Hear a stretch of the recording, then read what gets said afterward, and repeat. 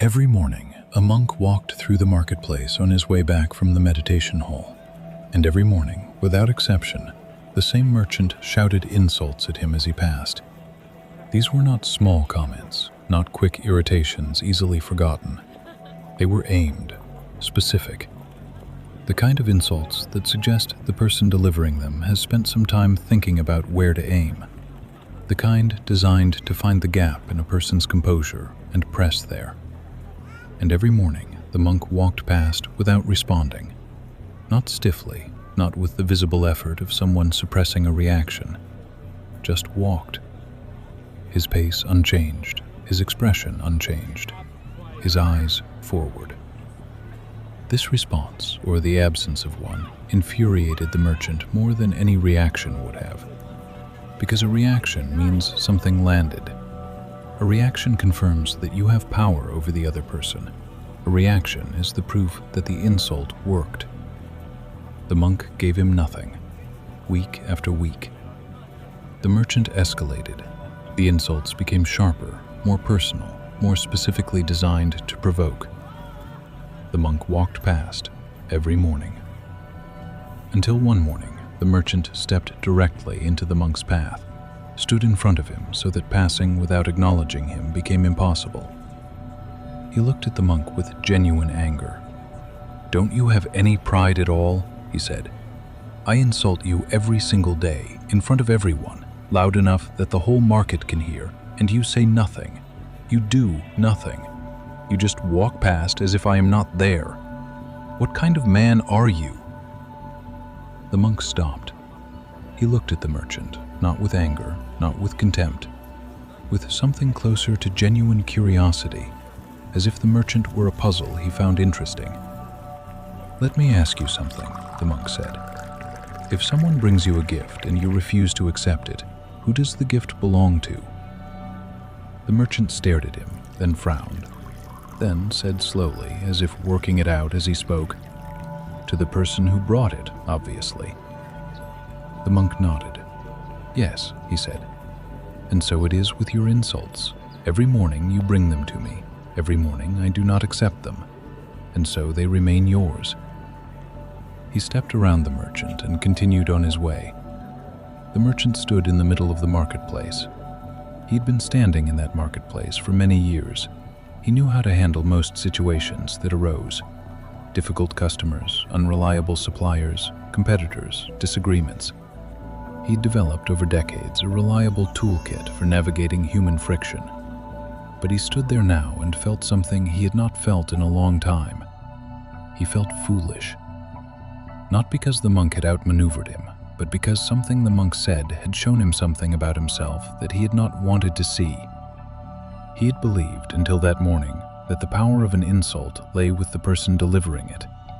He understood now that it did not.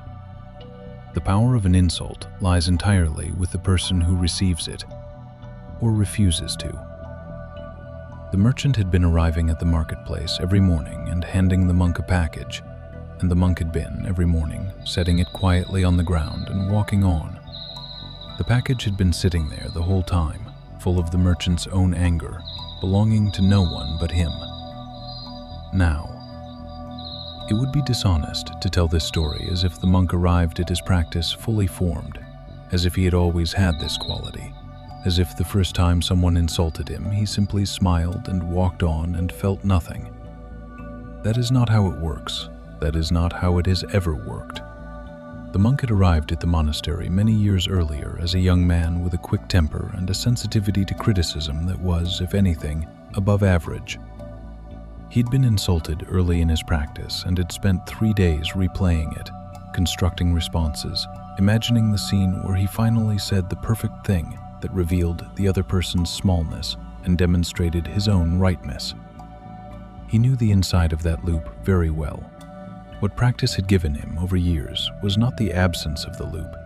It was the ability to see it starting, to recognize the moment when the insult was being handed to him, and to make a different choice than the one his untrained mind would make automatically.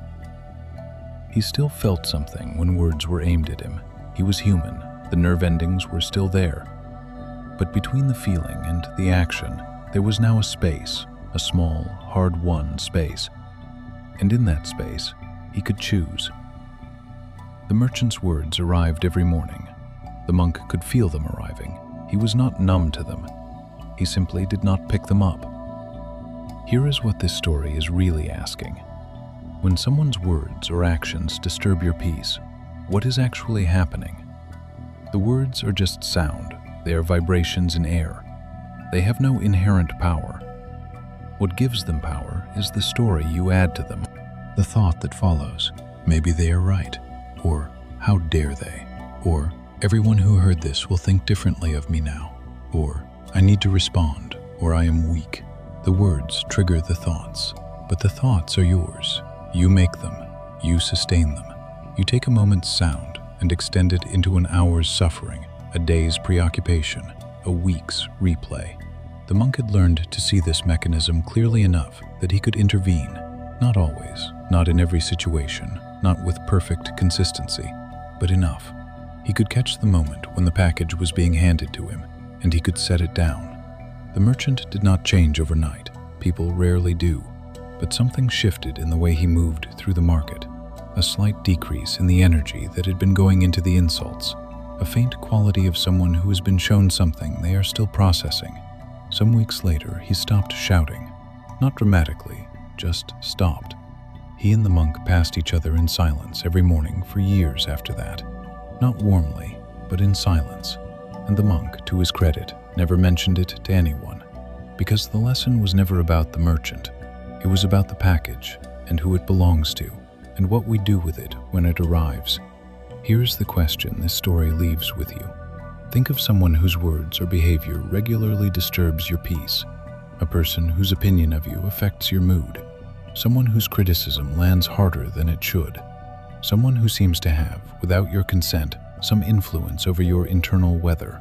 Now ask yourself this: what is the package they are handing you? And more importantly, do you have to take it? You have a choice in that moment, not an easy choice. The pull to take the package is strong. It is almost automatic, but it is a choice. The gift belongs to the person who brought it. Only if you accept it does it become yours.